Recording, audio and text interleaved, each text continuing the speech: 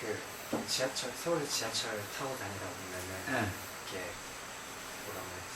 부모는 이제 구걸하시는 분들이 있잖아요. 근데 이제 그거를 이제 주기 전에 생각이 이거를 도와드려도 이분들이 잘 되실까 그런 생각이 많이 들어서 말 들지. 이거를 그러니까 제가 정말 도와드려도 이분들이 정말 그 받은 거를 제대로 쓰실지 해야만 잘할까. 네, 그런 거에 대한 고민이 많이 드는데 그러면 어떻게 도와드리는 게 좋은 건지 이제 제가 그 질문 잘해줬어요. 누구든지 그런 생각 해볼 수 있죠. 제 시내버스 운전할 때 사실 후구들도 이 얘기가 많은데 이제 뭐 전쟁이죠. 특히 부산 시내 같은 데 시내버스는 전쟁이에요. 출퇴근 때 말로 못합니다. 아침에 이제 제일 처음에 이제 첫 해 보통 5번 정도 운행을 요새 이제 오전 오후 나눠서만 5번 정도 운행하고 하루 종일 하면 한 10번 정도 왔다 갔다 하죠. 종점에서 종점까지. 근데 이제 처음에 갔다 올 때는 별로 갈 때는 손님이 별로 없어요. 제일 새벽에 첫 차로 뭐 4시 반이나 이래 돼서 나가니까. 그럼 갔다가 끝에 종점에서 올 때쯤 되면 그때부터 이제 출근 시간이라도 막 정신이 없습니다. 막. 겁나게 태워가지고 오죠. 그러다가 이제 아침 먹고 이제 전쟁 끝나고 잠깐 이제 소각 상태가 한 10시나 이때쯤 되면 잠깐 손님이 좀 적어요. 그럼 그때 틈을 딱 타가지고 이제 누가 타냐면 신문 배달하는 아들, 껌 파는 아들 딱 타죠. 근데 이 아들이 얼마나 도산지 저 기사님은 절대 안 말할게. 내가 10분 타고 내리는지 아무 말 안 해. 요런 기사차를 타려고 줄줄이 막 대스미 그다가 막 오면 제일 먼저 타는 거예요. 타가지고 그래가지고 저들 마음대로 종점까지 왔다 갔다 안 말악하니까 말악하는 기사는 절대 안 타는 거예요 또. 예.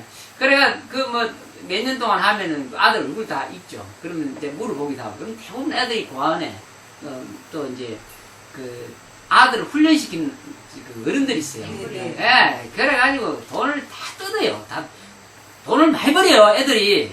진짜 신문도 이제 어떤 걸 파냐면은 하루 일간 신문 같으면은 오전에 배달 다 끝나고 남은 거 신문사나 이런 데 같은 남는 거 싹 챙겨와가지고 그거 이리 파는 거예요. 그 싸게 해가지고.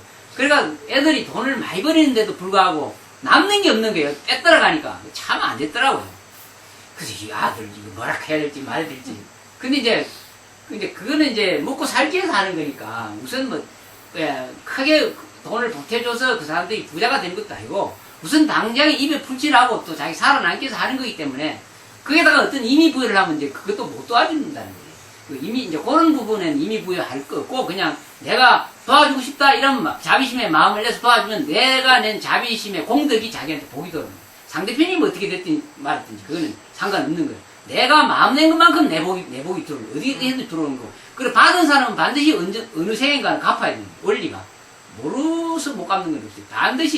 반드시 돌아서라도 내가 마음 내서 자비를 베푸는 것은 자기한테 복이 들어오는 거예요.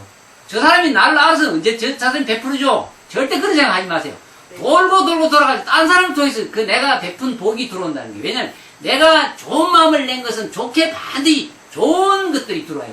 물질이든지 에너지든지 어떤 것이든지 낸 것 이상으로 내한테 복이 들어온다는 거예요. 그래서 알게 하고 또 저 사람이 복이 될까 안 될까 이 생각 할 필요도 없이 내가 마음이 진짜로 우러나면 무조건 해놓으면 이게 복이 다 자기한테 들어온다는 거예요. 그 조금 전에 자업자득이라 그러죠.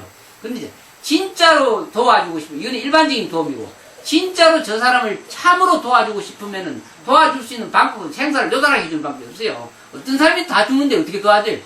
아무리 잘 도와줘도 죽어야 되는데 다. 그래서 진정으로 도와주는 건 아니고 내가 세상 살아가는데 유로에 복이 될 수 있는 도움이고 그런 것들은 이해 가시죠. 그러니까 진짜로 참으로 도움을 주고자 하는 것은 진리의 가르침 최고의 복이 되죠. 진리에 대해서 한마디라도 일러줘서 상대방이 한의심 내고 하는 그 복은 값을 따질 수가 없다 그런 거예요. 그 유료의 복, 막 돈을 막 몇 천억을 줘가지고 저 사람 부자 만들어주는 복은 그거 끝나는 그 사람은 까먹으면 끝나는 거죠. 네. 그런 유료의 복은 한 생에 좀 가치가 있고 돈을 쓸 때는 가치가 있고 잠시 임시 행복이 질 수는 있지만 그건 크게 이건 도움이 될 수가 없는 거예요. 왜냐면 공짜로 돈 먹으려고 하는 사람은 자꾸 악만 짓게 만들기 때문에 도와주는 게 참 어렵죠. 근데 이제 깨달음에 관한 도움, 진리의 한마디를 잘 전해준다거나, 예, 또 부처님 깨달은 쪽으로 인도해주는 그런 행위들은 최고의 복이 되죠. 그 복은 값을 따질 수 없는 복이에요. 그래서 건강경 사후계라는 거 이런 한마디 전해주는 복은 이 우주를 다 줘도 그보다 더 낫다 하는 거예요. 왜냐면 영원히 생사를 해결해 줄 수 있으니까. 그래서 최고의 큰 복이 뭐냐면 법보시 그죠? 제보시, 법보시, 무예보시 그런 얘기 하잖아요. 우리는 법으로서 우리는 베풀고. 그래 지금 우리가 이제 우리 묘마 보살님이나 우리 대원행 보살님이 공양을 담당해서 공양을 해주는 이 복은 법보시와 같거든요. 왜냐면 법회에 참석하는 분들을 기분 좋게 마음 편하게 잘 먹고 기분 좋게 이 법회를 지금 다 공양하고 와서 이제 법문 들으니까 이 법보시가 되는 거예요. 그래서 이런 복은 참 큰 복이죠. 그리고 함께 동참해서 또 환희심 내는 복. 또 함께 동참했을 때 질문해서 다른 사람이 문제를 해결하고 이런 보시.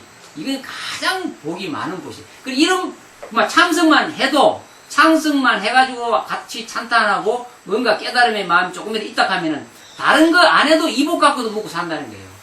정말 대단하죠. 예. 진리에 동참해서 같이 글을 배우고 공부를 하고 환희심 내고 찬탄한 이 공덕만 갖고도 평생 안 굶주고 산다는 거예요.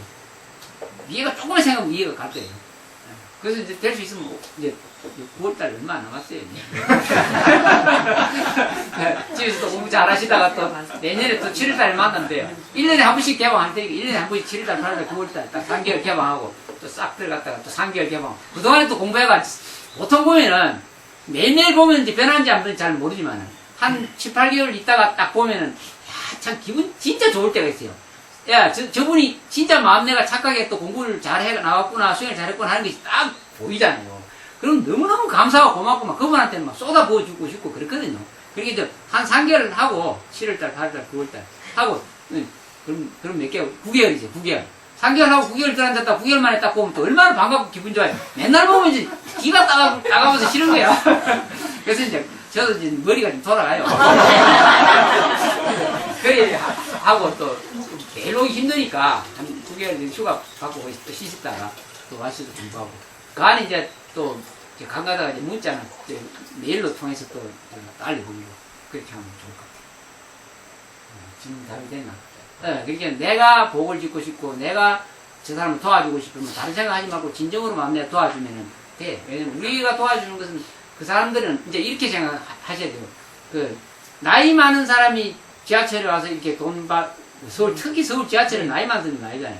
그 사람 돈 많이 버립니다. 많이 버려요. 암만 돈을 많이 버리도 어지간하게 사시는 분들은 그런 안 하죠. 그러니까 저리 암만 돈을 많이 버려도 저 사람 딱 하다 입어야 됩니다. 예. 돈이 많이 필요하기 때문에 돈을 많이 버려도 무슨 필요가 있어서 저렇게 나와서 하겠지. 예. 말 못할 사정이 있겠지. 뭐 며느리는 아들이 잘 못 해주겠지. 근데 며느리 아들 어려우니까 내가 나이 드는 분이 나와서 도와주려고 돈을 모으려고 하겠지. 좋게 자유를 하는 거예요. 네.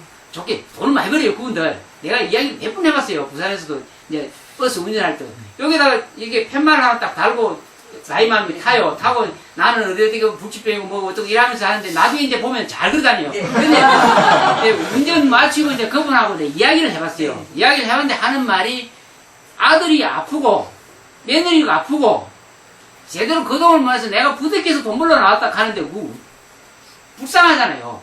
돈을 많이 벌어도 막 보태줘야 된다는 거예요. 오직 답답하면 돈을 많이 벌어도 나왔겠습니까? 이 생각하고 보태주면 돼요. 예, 그래 하면 아마 좋을 거예요. 그런 식으로 하시면. 선생님 질문은 아닌데 저희 네. 또 아이들이랑 그런 얘기를 많이 했어요. 네. 그러면은 법정거사는 무조건 다 도와줘야 된다고. 네. 이제 애들이 막 얘기를 하면 진짜 엄마 내릴 때 보니까 멀쩡히 아, 걸어가더라. 그래요. 그래서 이제 지영이 같은 경우는 자기도 맨날 1,000원씩 줬는데 어느 날부터 이제 안 주게 되더라. 네. 그래서 저는 이제 차를 많이 갖고 다니고 이제 전철을 안 타잖아요. 네. 어쩌다 타면은 껌을 안 도로 가지라고 그러고 그냥 1,000원을 드리거든요. 네. 근데 엄마는 네. 이렇게 한다 그러면 이제 네. 범주는 무조건 주고 사고 막 그래요. 근데 이제 지영이는 그걸 이제 몇 번 보니까 자기 주기 싫대요. 속상하죠. 예, 그래서 네. 이제 저희도 이제 식구들끼리 모였을 때 그런 얘기를 하면 법장검사는 무조건 도와줘야 된다고 그러고 저는 또 이제 약간 그런 마음이 있었어요. 이제 제가 복을 이제 까먹은 건데요. 네. 아니 그래 저 사람 뭐 저런 사람인데 내가 굳이 다른 사람 도와주지 뭘로 도와줘 그래서 그런 마음이 있었고 아이들한테도 사실은 분명하게 얘기를 못 한 거예요. 무조건 도와주란 말을 못 했죠. 오래 깎아. 예예. 천원짜리 좀. 근데 이제 오늘 스님 말씀 들으니까 이해가 가시죠. 네, 예, 예. 감사합니다. 다 거기 와서 어쨌든지 돈을 벌려고 나온 사람은 딱한 이유가 있으니까 우리가 그만 내가 좋은 마음 내서 내가 그 막 1,000원 준다고 해서 내가 주는 것도 아니고 네. 내 마음 편하게 어쨌든지 이거 갖고 저기 돈 많이 벌어서 잘 살기를 조금이라도 도움이 되면 좋겠습니다 하는 이런 마음 주면 내가 복이 한량없이 우주에 퍼지죠. 그럼 자기한테 좋고 눈도 좋고 그렇게 마음 편하게 풍족하게 마음 내리기 좋습니다. 이게 저거 따지면 이제 복도 안 될 뿐만 아니라 상대편도 받아도 그 별로 도움이 안 네, 돼요. 그리고 이제 스님 이 질문이 이제 저번 주 이제 스님 법문 듣고 가갖고요. 네. 아이들한테 그랬어요. 제가 이제 저는 바깥에서 먹는 고기보다는 엄마가 더 좋은 신선한 고기를 해주니까 그래서 집에서 한 끼를 먹어라 이제 그렇게 얘기를 했는데 그것도 안 된다. 네. 그러셔서 이제 그 아이들이랑 얘기를 했어요. 네. 그랬더니 지영이가 자기 일주일 동안 그러니까는 그 급식소에 있는 고기도 안 먹고 밀가루 음식도 안 먹었대요. 일주일을. 근데 너무 그거 안 힘들더라는 거예요. 되는데. 네. 그래서 그거를 이제 지영이가 저한테 질문을 한 거예요. 네. 엄마 내가 이렇게 해보니까 너무 힘든데 엄마는 어떠냐고. 도시락을 근데, 못 사가는 거. 근데 이제 사람이 저는 너무 괜찮거든요. 근데 네. 지영이가 그 학원을 다니라 새벽까지 그러니까 일찍 나가는 이제 거예요. 학교 생활 하는 데는 동참해야 돼요. 그 완벽하게 채식을 못 하죠. 학생들은 못 합니다. 직장인도 그렇죠. 근데 이제 그걸 억지로 강요해서는 절대 안 됩니다. 네. 왜냐면 이런 습관들을 한순간에 완벽하게 끊을 수 없죠. 어른들도 못 끊는데. 그래서 이해를 해 주셔야 돼요. 그렇지만은 조금씩 지금 변화는 네. 하고 있잖아요. 네, 네. 그 변화가 자꾸 이제 깊어지면은 자동적으로 자연스럽게 해결납니다. 그래서 너무 굶으면 진짜 입도 못 하잖아요. 그래서 이제 일주일을 하니까 일주일을 하니까 너무 힘든데 그걸 어떻게 해야 되냐고. 그쪽으로 이쪽으로 좀 주십시오. 네, 그러니까 그런 식으로 강요하지 마시고 우리가 집에서는 좀 한번 해보려고 그런다. 채식을 하려고 그러니까 집에서는 채식으로 잘 먹고 밖에 나가서 친구들하고 또 대중하고 그럴 때 네가 너무 생생하면 네가 왕따 당할 수도 있고 또 소가리 당할 수도 있고 따돌림 당할 수도 있으니까 네가 그건 너무 구애받지 말고 해봐라. 해보면 네가 진짜 좋은 줄 알면은 나중에 고칠 수 있으니까 강요는 안 한다 이렇게 부담 주지 마세요.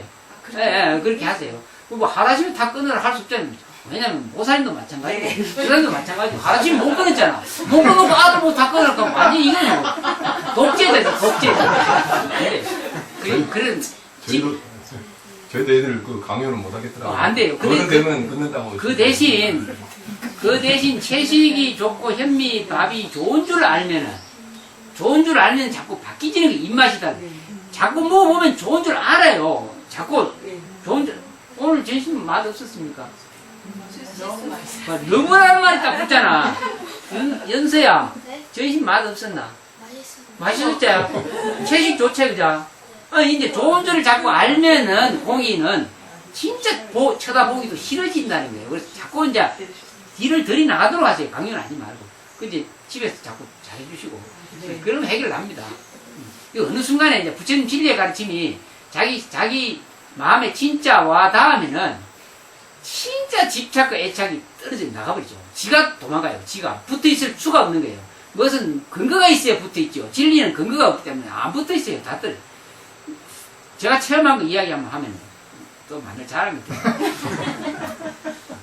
어떤 집착과 애착이라는 것이 도 공부하는 데는 너무너무나 그게 무서운 장애죠. 그것 때문에 우리가 생사에서 못 벗어나는데 진짜 어느 날 하루아침에 이 애착과 집착이라 하는 것이 내 자신의 근본 비어있는 내 자신의 심성에서 어떻게 떨어져 나가는 것이 확연히 보이더라고요, 이게.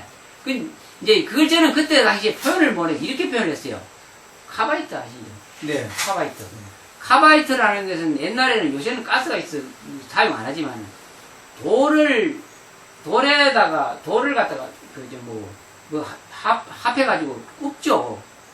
전기로 해가지고 어떤 통에다 넣어가지고 굽으면 이게 완벽하게 돌이 되면서 그 속에서 가스가 엄청나게 들어가 있는 거예요. 근데 그걸 물에다 넣으면은 가스가 나오면서 이게 돌이 녹죠.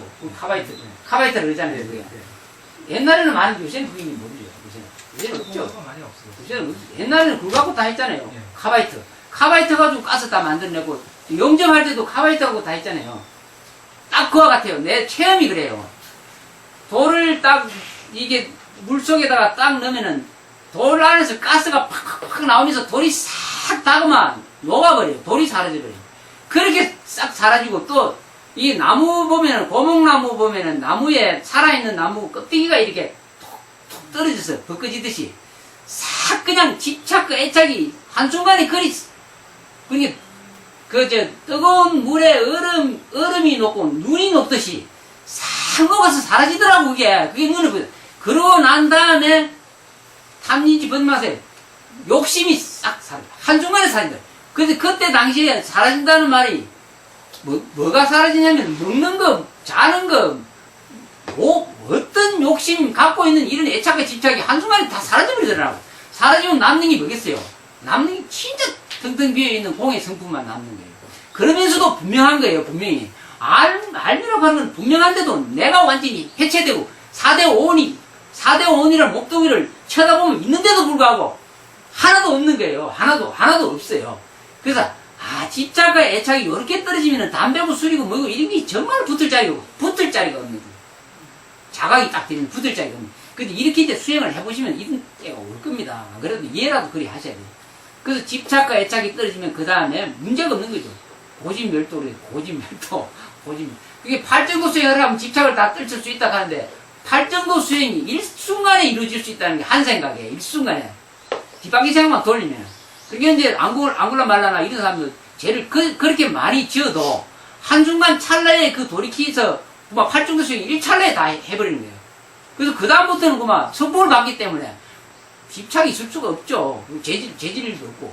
그래서 문제가 다 해결되는 거죠. 그렇게 수행하십니다. 그래서 문제가 집착이에요. 어떻게든지 내한테 붙어있는 집착을 꺼내야 된다. 습관적인 집착들을 없애야 되는데, 없앨 수 있는 방법은 자기를 봐라. 자기 성품을 봐라. 자기 자신한테는 그런 거 붙을 자리가 없다. 이거 호공에 딱 던지면 딱바에 떨어지지 호공에 붙을 일이 없잖아요. 그와 같아요. 뭐 이런 거 호공에 붙이려고 딱 던지면은 안 붙잖아요. 집착이 붙을 자리가 없는 거예요. 자기 성품 자리는. 완벽히 허운 것 같아서. 이거는 반드시 땅에 붙잖아요. 던지면은. 공중에는 안 붙어요. 절대로 물질적인 것들은 공중에 안 붙어요. 정인적인 것도 마찬가지예요. 그래서 그걸 반야바라밀의 지혜 그러는 거예요.